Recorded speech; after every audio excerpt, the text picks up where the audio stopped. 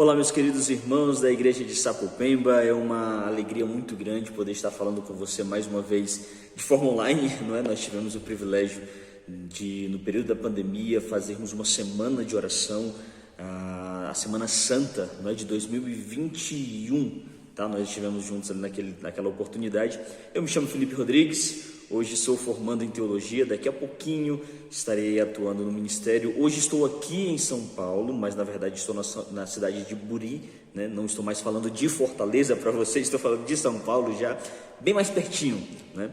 Mas hoje a gente vai ter o privilégio de falar sobre um tema que eu gosto bastante de esclarecer esse assunto, porque infelizmente tem muita gente que ainda não compreendeu esse tema, esse assunto, e é algo que nós precisamos falar sim, porque a igreja precisa ouvir mais sobre isso para compreender melhor o plano da salvação. Nós estamos já há alguns domingos, não é, estudando este livro maravilhoso que você conhece, que você já leu, eu tenho certeza. Se não leu ainda, leia, é necessário demais, porque nós aprendemos muito sobre o plano de salvação, sobre o plano de redenção e sobre este grande conflito que nós enfrentamos. Então hoje eu vou ter o privilégio de compartilhar um pouco com você o capítulo 29 do livro O Grande Conflito, que é justamente o capítulo que fala sobre o mal, tá? Como que o mal surgiu, de onde que ele surgiu e o que aconteceu para que este mal nos atacasse de uma maneira tão drástica e tão terrível. Então vem comigo, nós vamos estudar alguns temas sobre isso, alguns assuntos. Nós queremos esclarecer algumas coisas também, tá? Para que você entenda melhor. Combinado? Então, vem comigo. Capítulo 29 do livro Grande Conflito. Se você está com ele aí nas suas mãos, abra agora na página 208, tá? Desta versão, que é a versão que nós estamos distribuindo como igreja, tá bom? E eu gostaria de ler as primeiras frases, tá? As primeiras frases ali para a gente compreender um pouquinho sobre esse assunto. Diz assim, ó: muitos veem a obra do mal e com sua dor e suas perdas e questionam como isso pode existir sob o domínio daquele que é infinito em sabedoria, poder e amor. Como que o mal pode existir? Amigos, nós falamos sobre um assunto que machuca bastante, sabe? Nós estamos falando sobre um assunto que faz um mal danado, olha aí o trocadilho, né? Faz um mal incrível na vida do ser humano. Mas entenda, quando nós falamos sobre esse assunto, nós precisamos compreender que Deus, ele é justo, tá? Inclusive, ele não é ditador, ele é um Deus justo e ele governa de maneira justa. E o que isso tem a ver com o mal em si?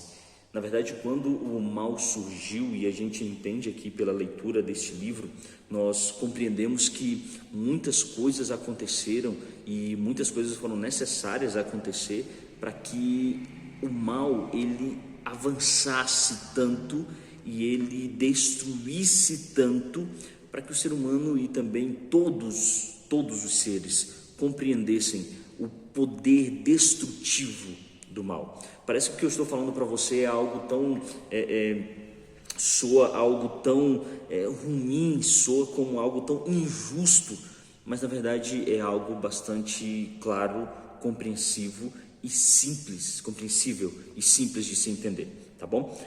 Vamos continuar a leitura do primeiro parágrafo, só para você compreender um pouquinho.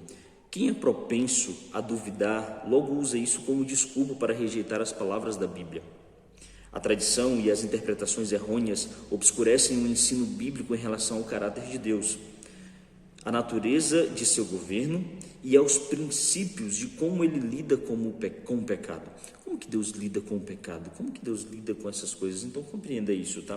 Para início de conversa é bastante interessante que você entenda esse passo. Claro, eu não vou ler todo o capítulo, na verdade é necessário que você leia também e entenda que aqui inicia uma grande discussão que muita gente está focada nessa discussão ainda hoje. Muita gente olha para Deus e diz assim, mas como é que Deus, você, justo, perfeito, pode permitir que esse tipo de coisa aconteça?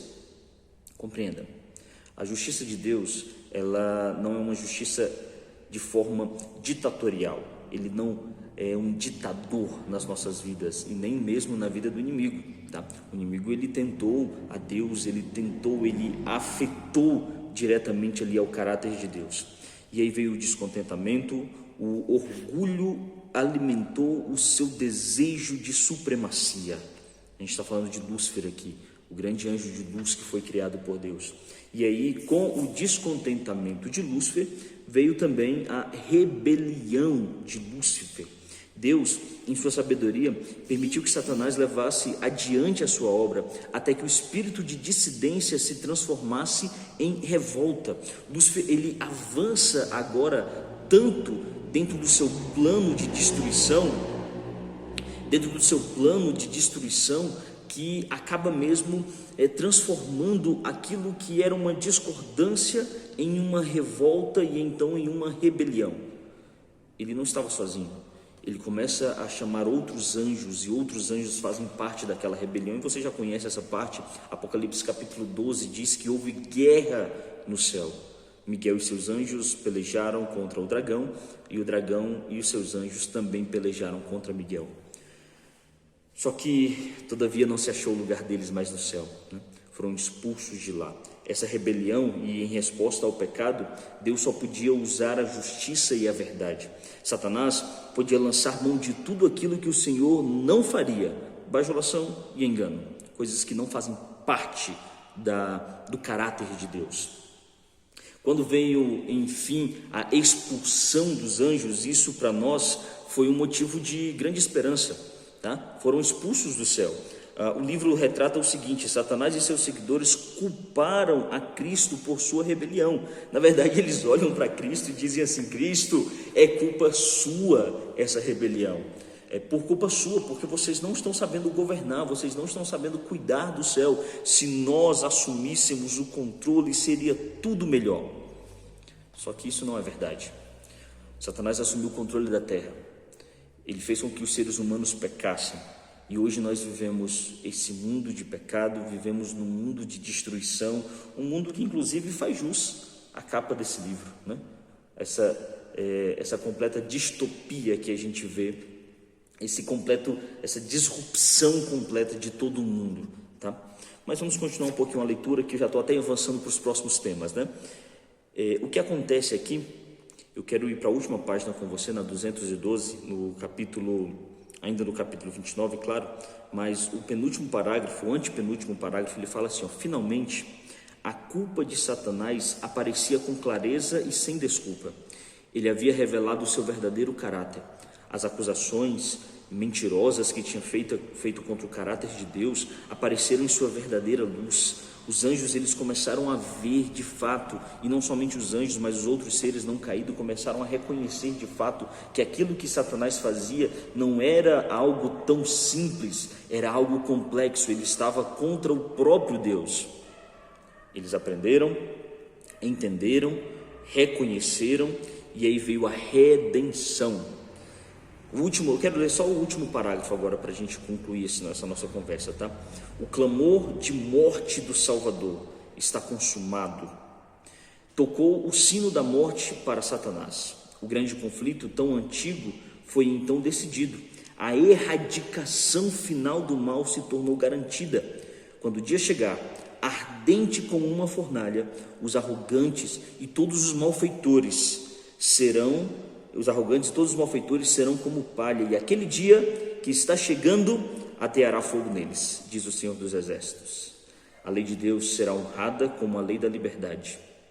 Finalmente, a grande redenção vai acontecer. O grande conflito vai terminar.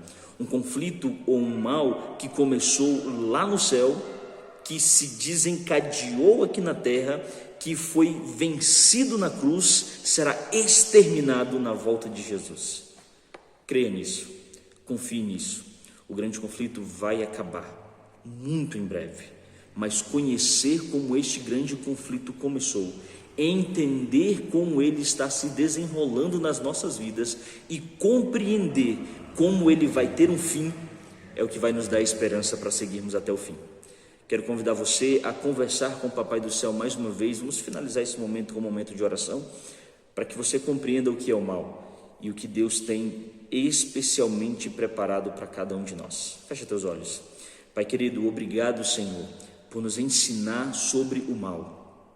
Esta é uma fase, um momento que nós estudamos para saber como que este grande conflito pode chegar até o fim. Então, por favor, Senhor, nos ensina, continua nos mostrando à luz da Tua palavra o Teu verdadeiro poder e que cada um de nós possamos crer na Tua palavra todos os dias. É a nossa oração, em nome de Jesus. Amém.